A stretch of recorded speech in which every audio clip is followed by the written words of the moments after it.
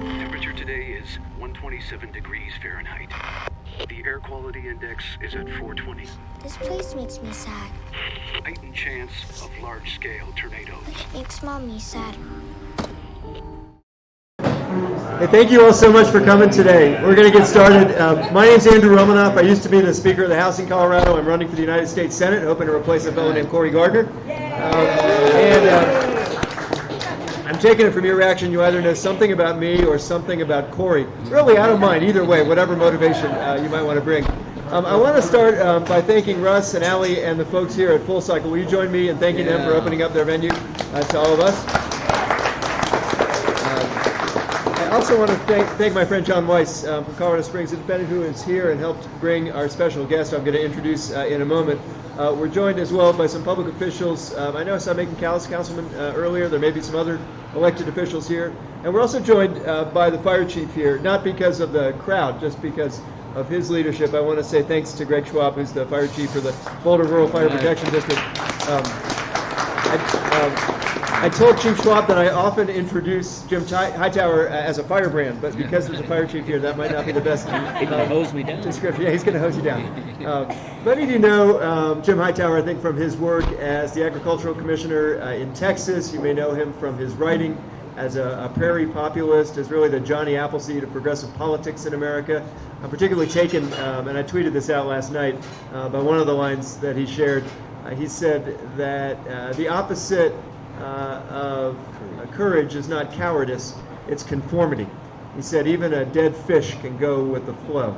So we're here to have a conversation about how we summon the courage of folks in Colorado and across the country, not just to replace Cory Gardner and Mitch McConnell and Donald Trump, although that's essential, but really to start moving the country in a more progressive direction around climate action, around healthcare reform, building an economy that works for all of us. That's certainly the heart of our campaign for the U.S. Senate. A couple things before we get started that you should know. I know some folks are going to have to sneak out early. We've got a website at andrewromanoff.com that lays out our platform on some of the priorities we'll discuss today. We have caucuses coming up on March 7th. Caucuses are March 7th. It's the first step to get on the ballot for us. The primary in this race is not March 3rd, that's the presidential race, but rather at the end of June. To get on that ballot, we need 30% of the votes from the delegates chosen through the caucus system.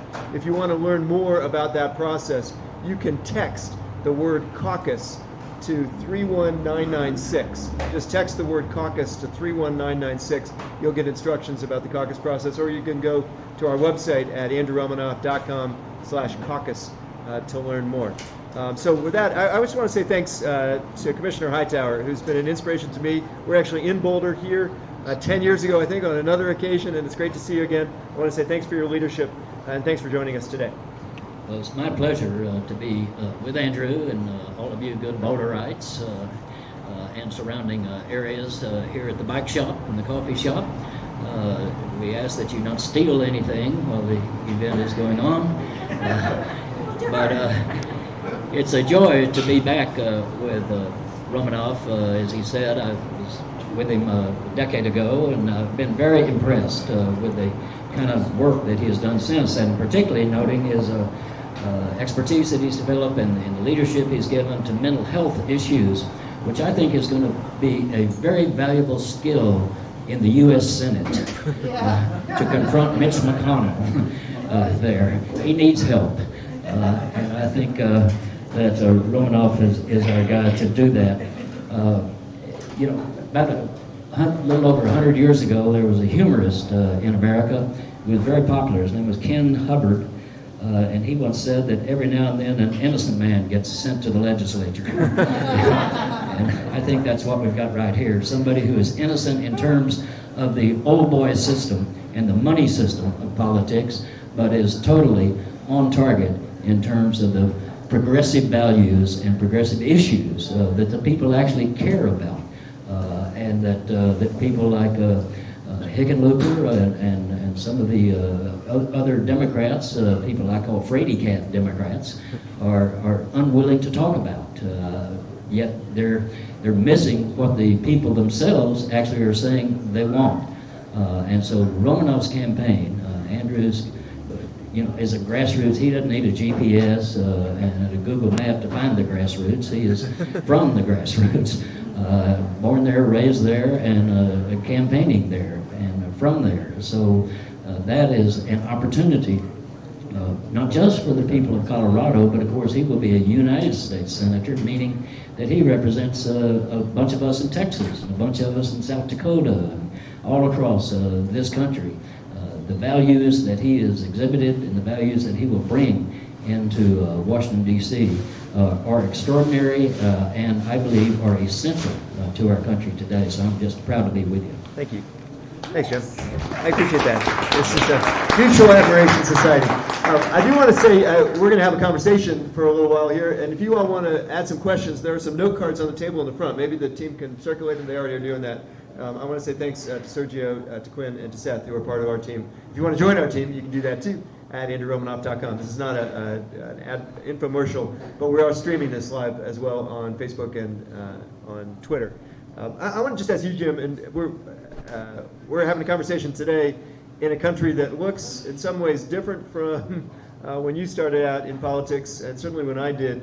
But it seems like the party and the country have caught up to the agenda that you laid out, or at least the party is slowly catching up to that. Maybe the country was already there. What's your take? Yes, I think the people were always there. They've always been concerned about and been seeking some help from the political system, the economic system, about wages, about health care, about all the basic needs in our society. But what happened, Andrew, in my experience, was that the Democratic leadership back in the 1980s and subsequently decided that that they could take that same corporate money that Republicans get, and that therefore we could compete on television with the Republicans. But I can tell you from experience that if you accept that corporate check, written on the back is the corporate agenda, and they're the ones who are going to cash the check, not you. And that's what's happened to our politics. Money has come to dominate it, and so too much of our leadership in our party drifted away from the people to the corporate interests. And as a result, in my state, for example, it's considered a hard red state. Republicans control just about everything. But it's not that the state turned right-wing. The state quit voting because the party quit talking to dirt farmers, quit talking to small business people, quit talking to labor folks and the environmentalists, et cetera.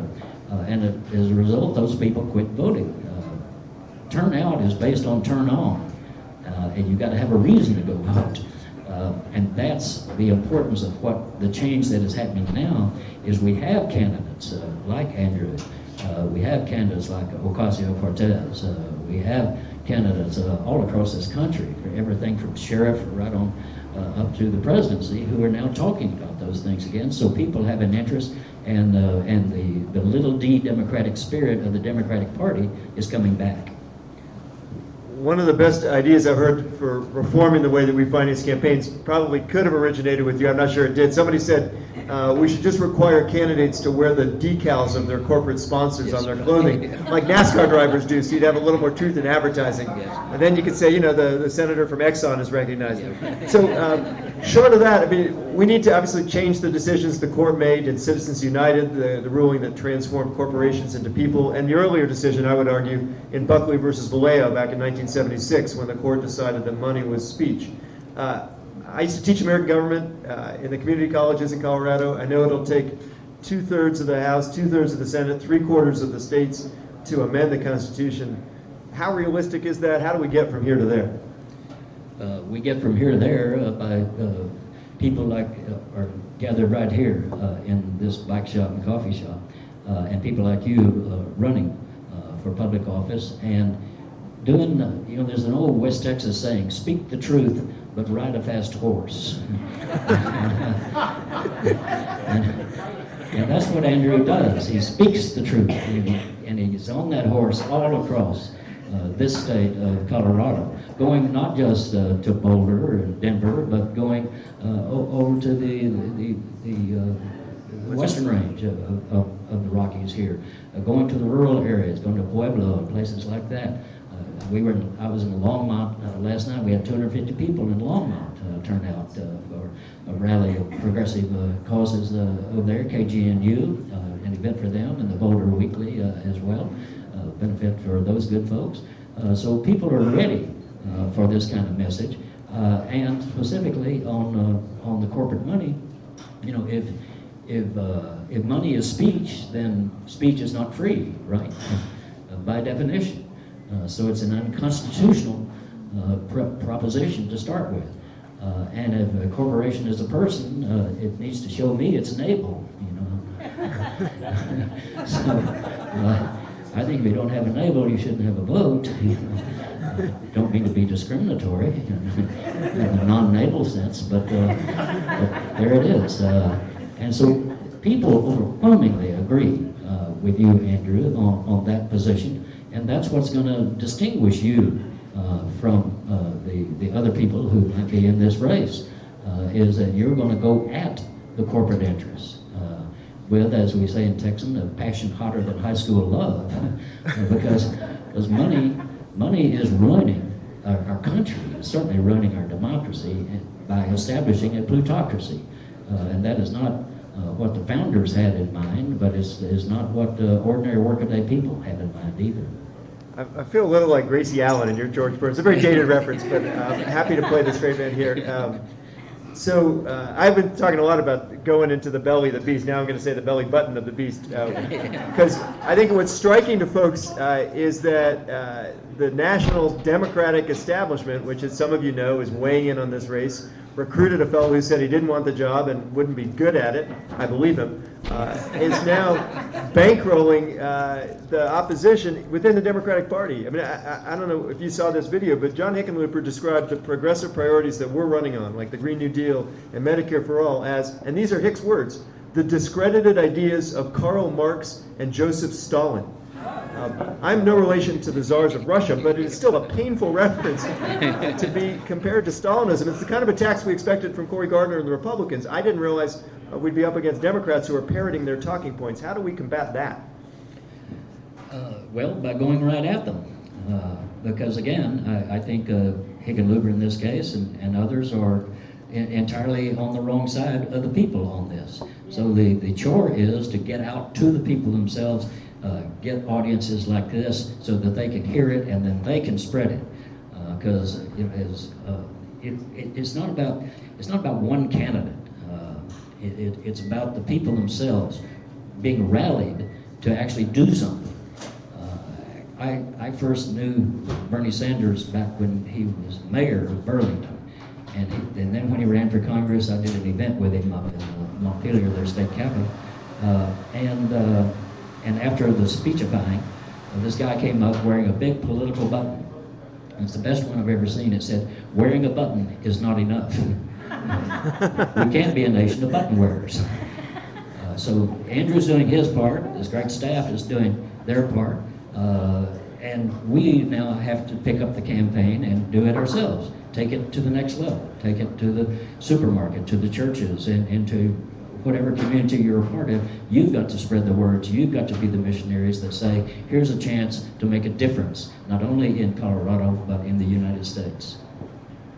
It seems like, and I don't know if this is your experience in the audience too, it seems like we're often forced to negotiate against ourselves. And it brings me no joy to reach this conclusion, because I served in a legislature, even with a Republican governor who was willing to compromise when we tried to fix Tabor, for example, and help lift the state out of a deep recession. I don't see any appetite on that part from the folks who are running the U.S. Senate today. When Mitch McConnell told Barack Obama that his top priority was to make him a one-term president, it seems to me that was a pretty early warning sign that this was not a crowd interested in compromise. And I don't know, how do you deal with the toughest question I've gotten in the last 12 months since we started this campaign is, say you win, Mitch McConnell is still in charge. If you don't flip the Senate and he holds the majority leader's position, how do you deal with a guy like that? This is not a rhetorical question. I'm struggling to answer it. Well, you deal with a guy like that by beating him, by putting forward the issues you're running on, and everything you're doing, everything you're campaigning about. You're going to bring that into the U.S. Senate, but more importantly, you're going to bring this crowd right here into the U.S. Senate with you is. It's not just you going up there and sitting at a desk. You're not going to hold the office, you're going to use the office. And our party has failed to do that, really, in the Congress. They failed to be aggressive enough and to go to the people with those issues. You can't win on the inside. That's where big money and the lobbyists rule. But if you go out to the outside and bring those folks in rhetorically and issue-wise, then you've got a real force that they are afraid of. And they're not afraid of you. They're afraid of y'all out here.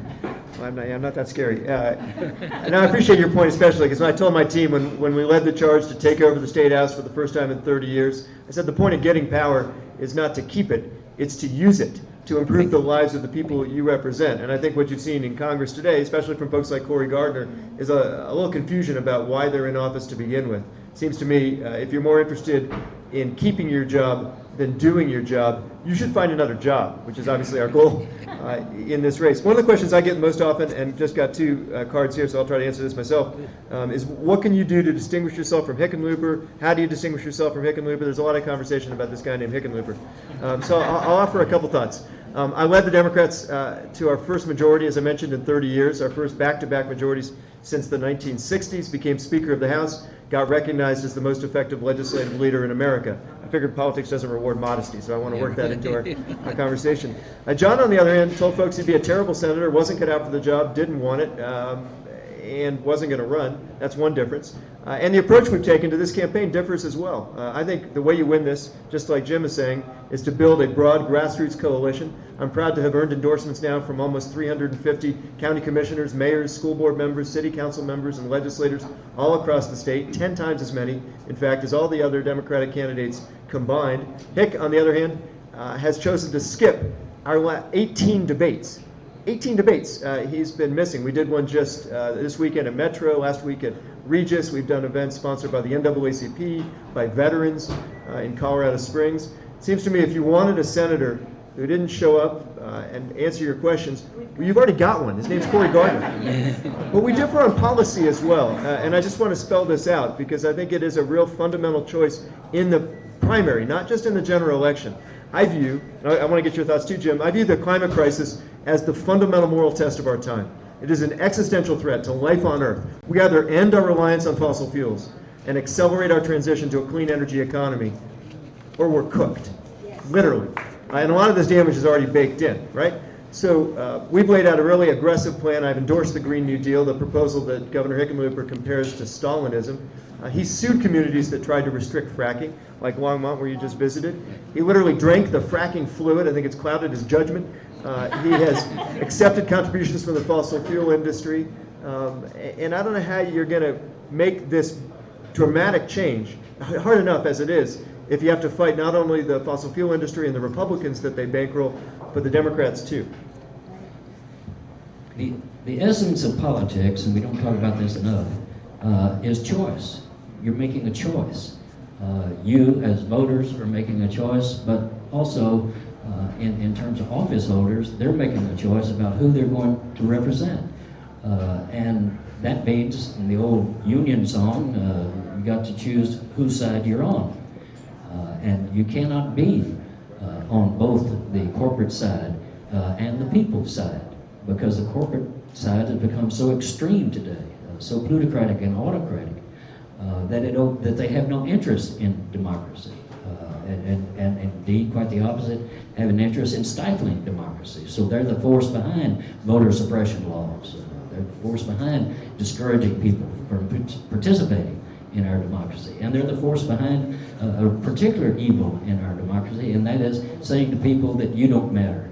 No matter what you say, we can overwhelm you, and you shouldn't even bother being active in politics. Well, you're the only thing that has ever changed America, the ordinary people themselves.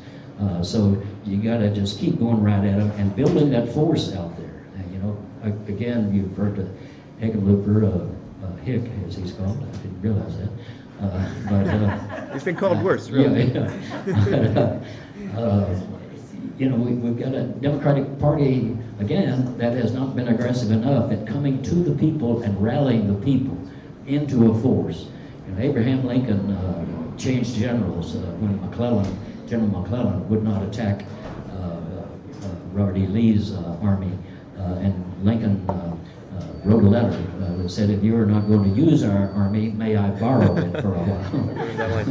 And that's what we're talking about here, is borrowing the army of the average voter, the workaday people of this country, and bringing them to bear on the big problems and the issues that we face. Well, just to stick with this issue then, on the environment, we have obviously a lot of folks working in oil and gas in Colorado, as you do in Texas. I don't want to treat anybody like collateral damage. As we make this transition, it needs to be, as you said, I think earlier, a just transition, right? So we ought to be investing in the skills and support, the assistance, the education, the training that folks need to take jobs in the clean energy economy, where there are twice as many jobs to be had. I don't want to force people to pick between protecting the planet and protecting their paycheck. So the conversation we've been having with folks across the state in oil and gas and in agriculture, I wanted to ask you this as well, is how do we engage them in the sort of transition that we need to make so they can continue to feed their families and pay their bills and help build a clean energy economy? I think we do it just what you just said, that we go to them and to say we're not going to draw a devil's bargain here that pits your economic future against the environment. And not only do we need to have training programs and et cetera, but we need to have placement programs. Not just we're going to train you for some other work, but we're going to make sure you actually have a job and an income to come out of that alternative work. So that's the provision we've been lacking in the past. So yeah, everybody from miners to fracking and et cetera, those jobs, those people who are in those jobs have got to have an alternative put forward that is guaranteed, basically. And farmers are being just run roughshod over by monopolies. And you know, I did an issue of my Hightower Lowdown newsletter. I think we've got copies of that around here about the food economy recently, and I looked at a $29 bucket of fried chicken, and the farmer gets 58 cents out of a $29 bucket of fried chicken.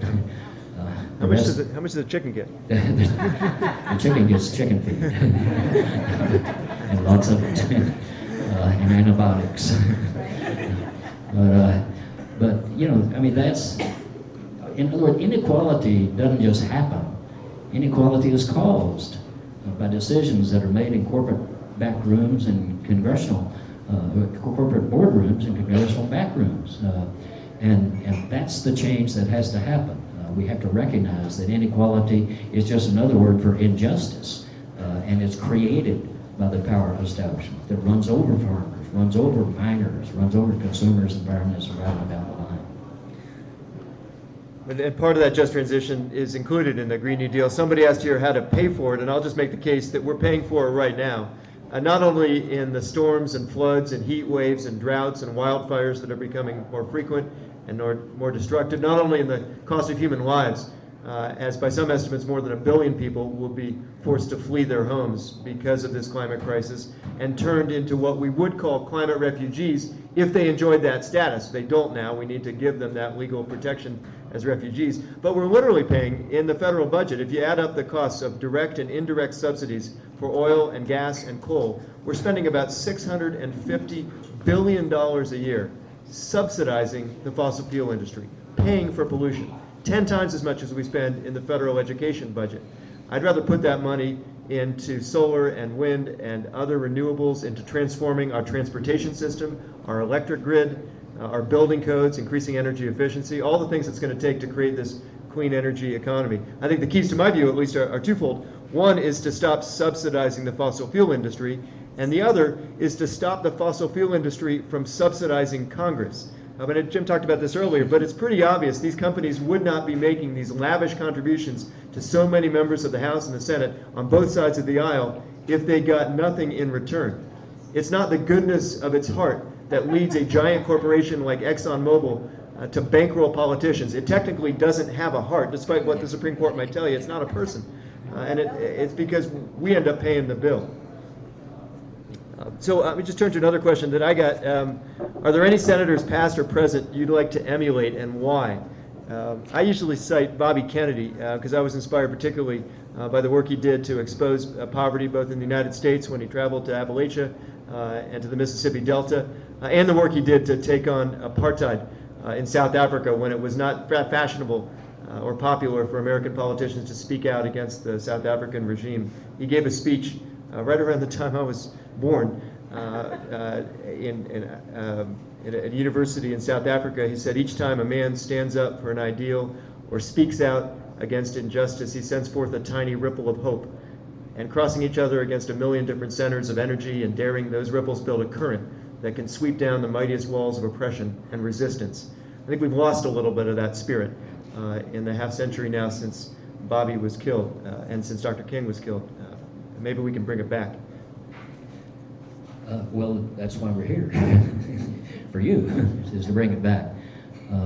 Because sending Andrew to the U.S. Senate is not one person going in the U.S. Senate, and even with the constituency that he would bring, but he will make the whole Democratic caucus better, and he'll make the Republican caucus better, too. And smaller. I want to make the Republican caucus smaller.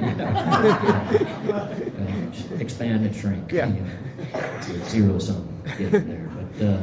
But yeah, I mean, and Bobby Kennedy didn't start out being a progressive. That's right. And didn't start out being a populist, for sure, quite the opposite. But he became that because he experienced real life, which he had not grown up in. That's right. And learned that, and then put that principle over politics, over the politics of convenience.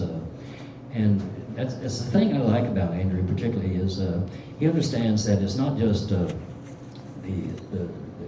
people he might run against, either in the Democratic Party or in the general election, but the real power are those special interests, what I call the 6 Bs, the bosses, bankers, billionaires, big shots, bastards, bullshitters.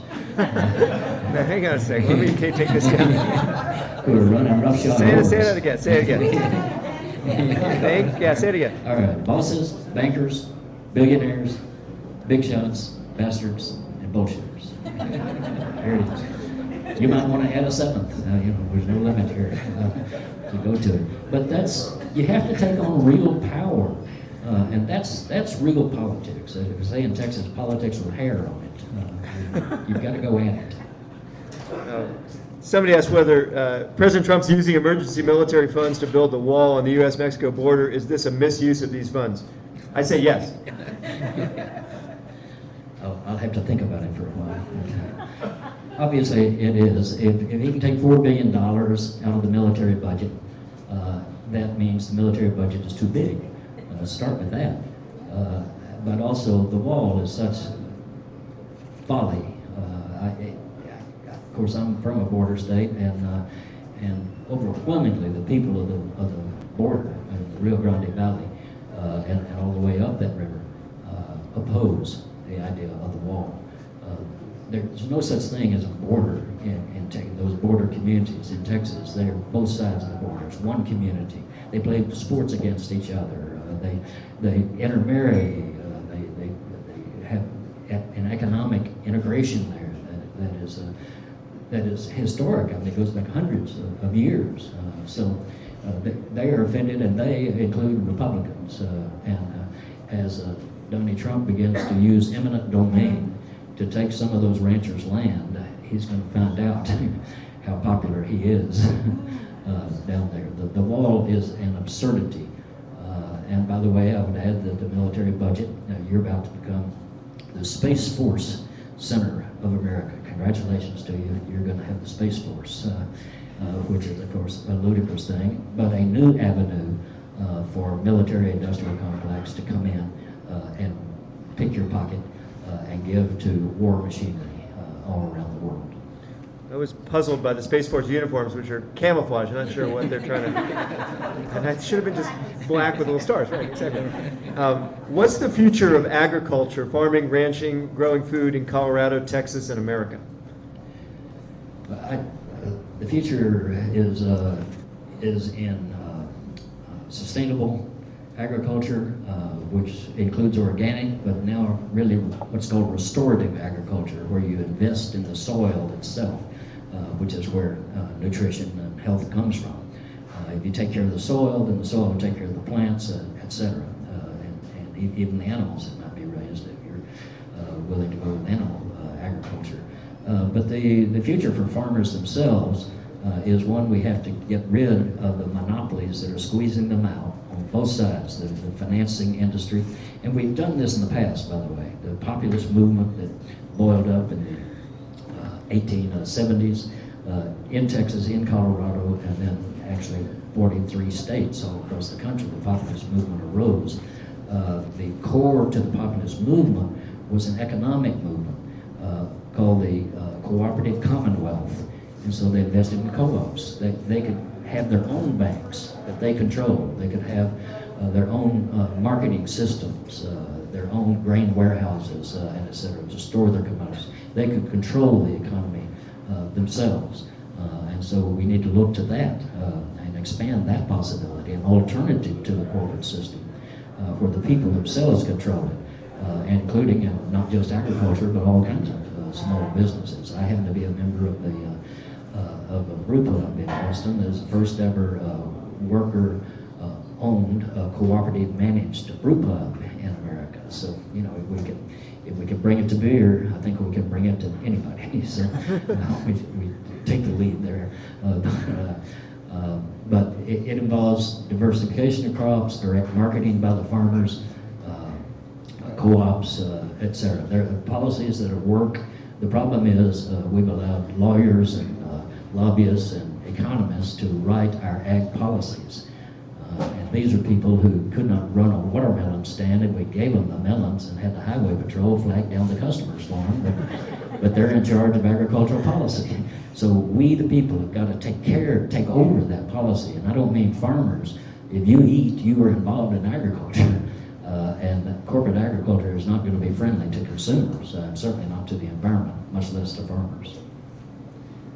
There's a couple questions here about how to get independent votes. And I should mention, when I described the 350 elected officials or so who have endorsed our campaign, not all of them are Democrats. Many are unaffiliated. And some are Republicans. One of the endorsements that makes me proudest came from the other side of the aisle. I'll just tell you this quick story. A few weeks after I announced my candidacy for the Senate last year, I got a text from a former colleague of mine named Mike May.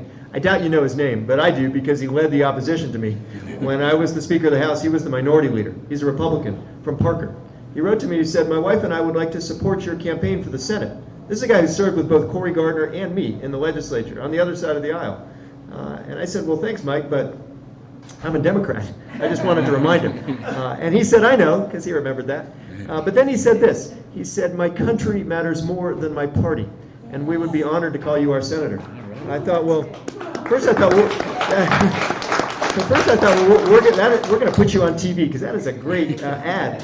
But it also struck me as exactly the sentiment we're missing, this notion that your country might come first. And it seems to me that is part of the appeal that we need to make to the unaffiliated voters. I'm a Democrat, I tell folks, because my mom raised me that way, and I probably always will be because of my dad.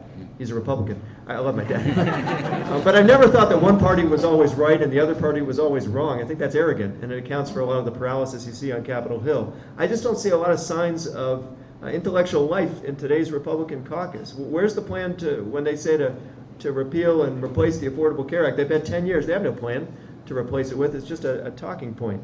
What's the future? I'll just turn this question about independent voters into a question about Republicans too. Like, what's the future of the Republican Party in America? Donald Trump is their future. They bought him, or they let him buy them, and he now controls them, basically. They're afraid of him. There are a few that are willing to stand up.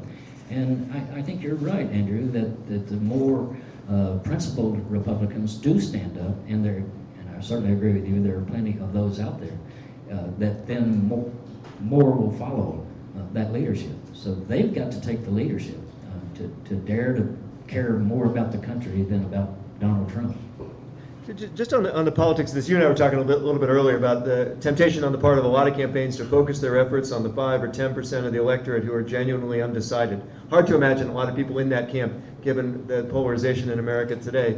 But what about the 100 million people or so who don't vote? Even in 2016, half the country sat it out. Either they didn't register to vote or they did register, but they didn't cast a ballot.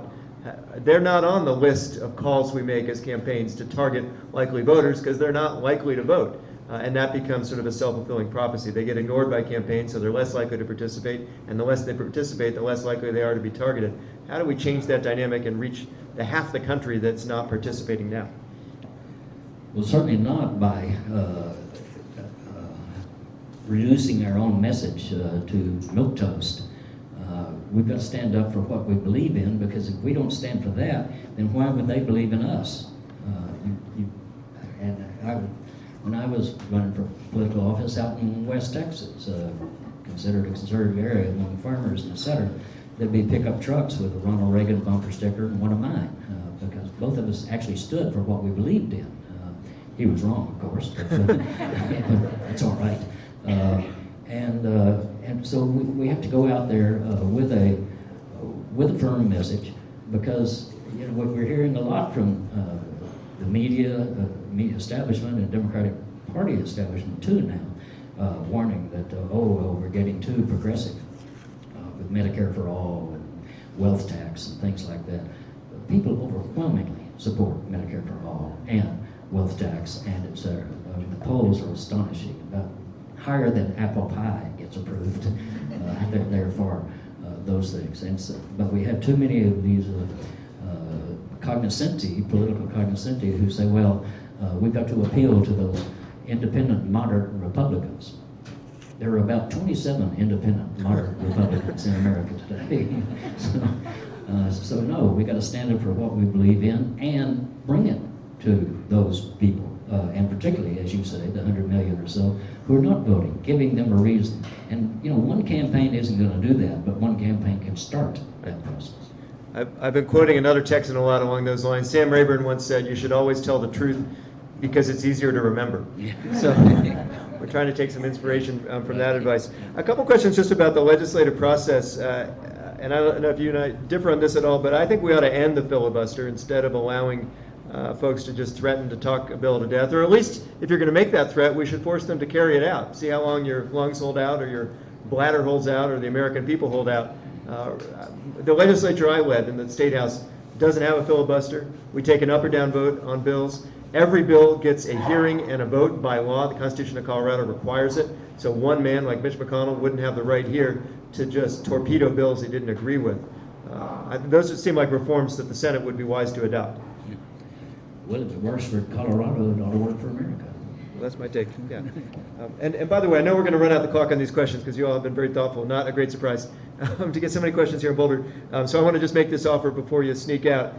We have had hundreds of events all across the state like this, in bike shops and coffee shops and brew pubs and backyards and living rooms. I'm available for weddings and bar mitzvahs. I'll try to bring Jim back as well.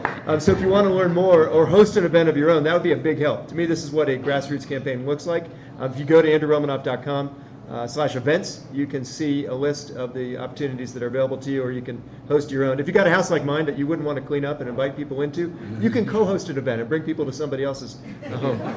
So I hope you'll do that. And by the way, before I forget to, I hope you'll still text the word caucus to 31996. The word caucus to 31996 will get you information about March 7th, which is how we're going to get on the ballot.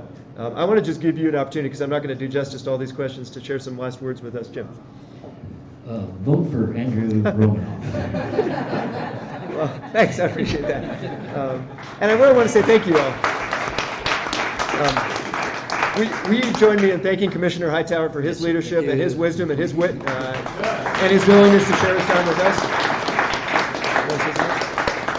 I just want to thank everybody for coming to Full Cycle and a Tune-Up, and remind everybody that there are menus and a full lunch available, and there are many bikes to test ride. It's very slow in February, so stick around and maybe go home with a bike. Thanks. There you go. Thank you. And thanks again to the folks at Full Cycle. Thank you guys very much for listening. Thank you all for sharing your time. Really appreciate it. Hope to see you on March 7th at Caucus.